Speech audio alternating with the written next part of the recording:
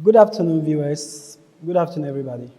My name is Epiphane Mikehoun, French language teacher from DPSI, International Ghana.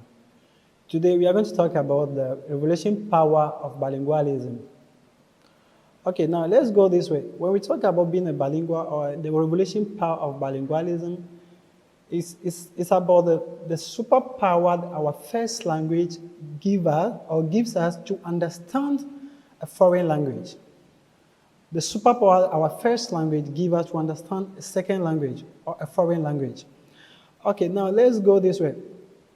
I'm saying that the superpower our first language gives us to understand a foreign language in this way that most of the times when a foreign student, let's say an English-speaking student or a French-speaking student or a Spanish student comes to a country or meets a document, and whereby most of the things are written in the second language that he or she does not understand or we don't understand, it's not everything that is there that we do not understand. Sometimes some words are there that seems the same as in English or in French or in Spanish, depending on what the country or the first language of that person.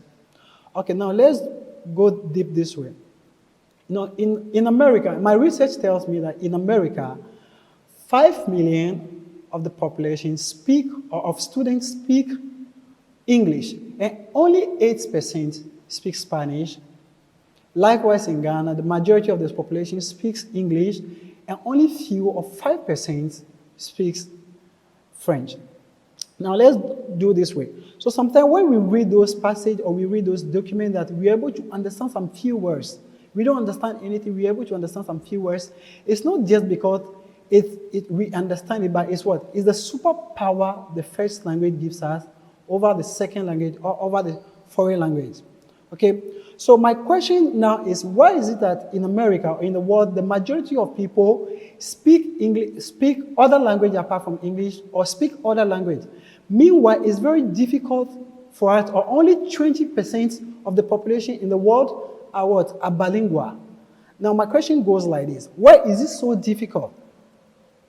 It's difficult because I think it's lack of understanding on how language works. Now, let me go deep and tell you what the lack of understanding of how language works goes. Now, let's talk about language. Let's imagine a language is an iceberg. Okay, let's imagine a language is an iceberg. On top of the iceberg represents what? A social language. So when I talk about the social language is the language that we speak at home, in the office, we speak most of the time, probably our first language. Okay, that's a language we use often. That language rather developed quickly. 1 to 3 years, you speak fluent that language at the social level.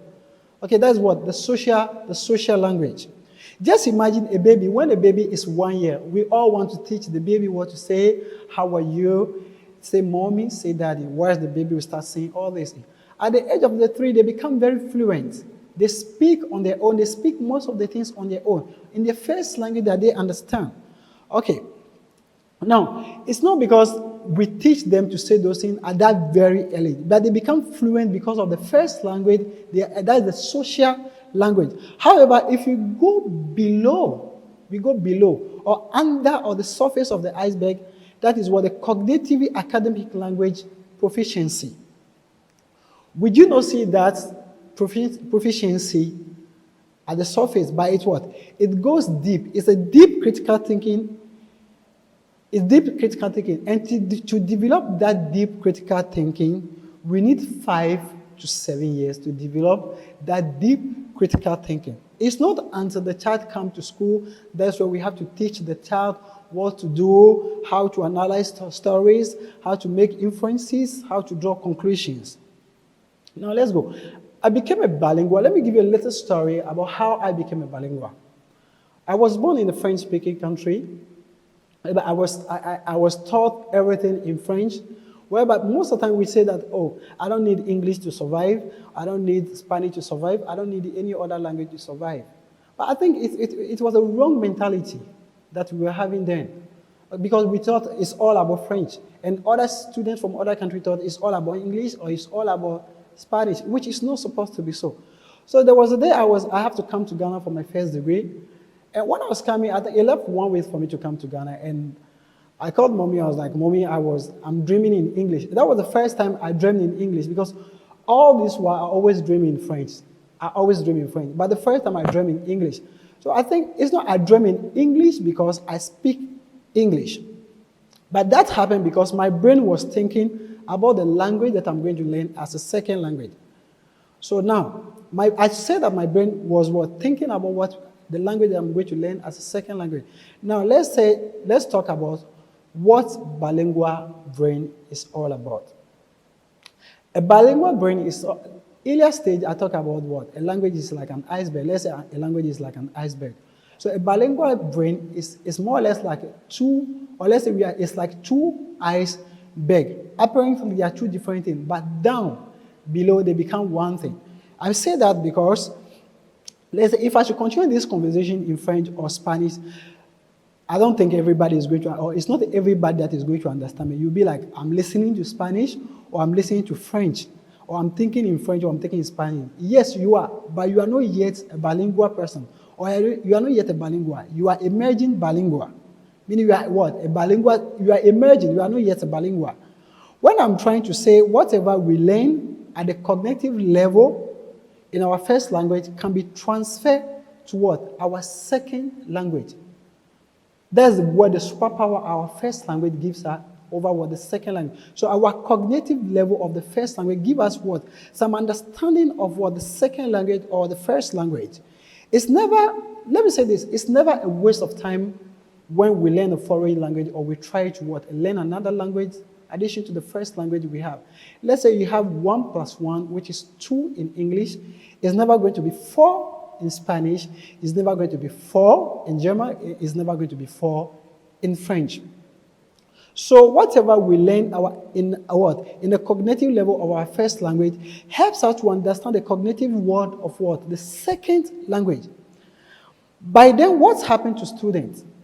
What happened to students that are not allowed to develop that cognitively or to develop the cognitive thinking of the first language? Are they going to have anything to transfer? No. If they are not given that 5 to 7 years to think in their own first language. In middle school or in primary school, we are all speaking English.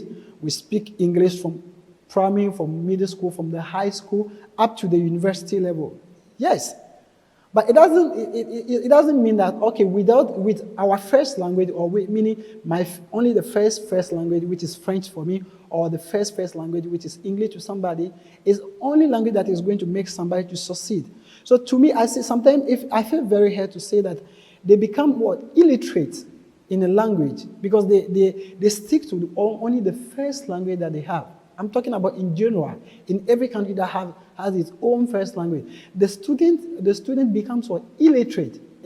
I feel sorry to say this, but they become illiterate in a foreign language. All right. To become what? Illiterate in language, I feel hurt whenever I say that. These children came to us with the promise of becoming what? Bilingual. Most students come to us, most students come to school, we learn second language, French as a second language, we learn second language, Spanish as a second language, but they came to us with what? They believe, with the faith of becoming what? A bilingual.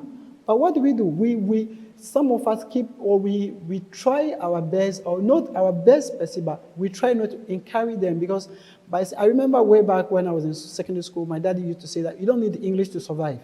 You only need to speak French because you are not going to travel anywhere, or you'll be traveling to French-speaking countries, so you only need French to survive.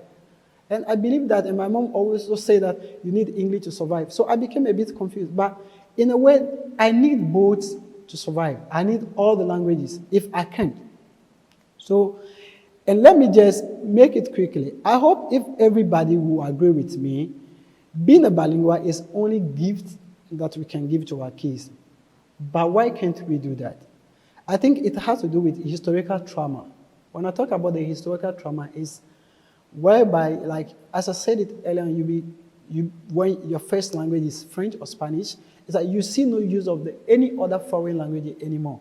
Like I'm content with what I have. I can speak French. I'm content with that. I can speak English alone. I'm content with that. That's what. historical trauma, or what the society tells you that you don't need this, you don't need that to survive. And most of the time, the institution even make it look like the second language is not really needed. Okay, now let's go this way. Where any other language, apart from English or apart from our first language, is considered not important in most institutions or organizations, where most skills will tell you, say, as for me, when I get to grade 10, I'm going to drop French. If I get to grade 10, I'm going to drop Spanish because it's too difficult. I don't see the use of it. I only need English to survive. No. I remember 5 years ago when I was talking to one of my students, and she told me that, I said, my parents say I only need English to survive, so I shouldn't worry myself over Spanish, or my daddy said this, my daddy said that. We did this to our kids. Now they become adults, regretting for not taking the second language serious when they were in school, by saying that the French they don't need to speak French or Spanish. And most of us go up and say that, oh, I missed this job opportunity. Most parents can testify to that, or most people will testify to that. They go up saying that I regretted I couldn't get this job because I couldn't speak Spanish. I couldn't get this job because I can't speak French. I can't get this job because it was lack of second language. That's what the importance of having a second language is very important. All right. What I would like to say, in my 8 years experience as a foreign language teacher, I have learned that one thing, that from different countries, we need, people from different countries need to sit at one table and have an open conversation and honest conversation without struggling or without mass distraction. So I guess what I'm going to say over here, the need of the second language in our life is very, very important. Sometimes we become very, we look dumb, the most dumbest person in the class or in the society or in the organization because of the language barrier. Even though, let me just make it quicker, to make this whole thing bring it to the end is what? You may be a smart person, but because of the language barrier, you may look like what? You are not that smart. All right? Even the scientists have determined that being a bilingual or bilingual brain is a strong brain and a better problem solve brain, or have a better problem skill, more creative thinking, and more cognitive flexibility. And I know most scientists will agree with me. Okay, so to go further with this, being a bilingual, I don't think it's waste of time being a bilingual. Bilingual brain is not only a stronger brain, but a healthier brain. As there's a say that education can change the world. Yes, the education can change the world, but bilingual can change the world. But education can change the world, but being a bilingual education or a bilingual education can revolutionize the world. Thank you very much for watching me.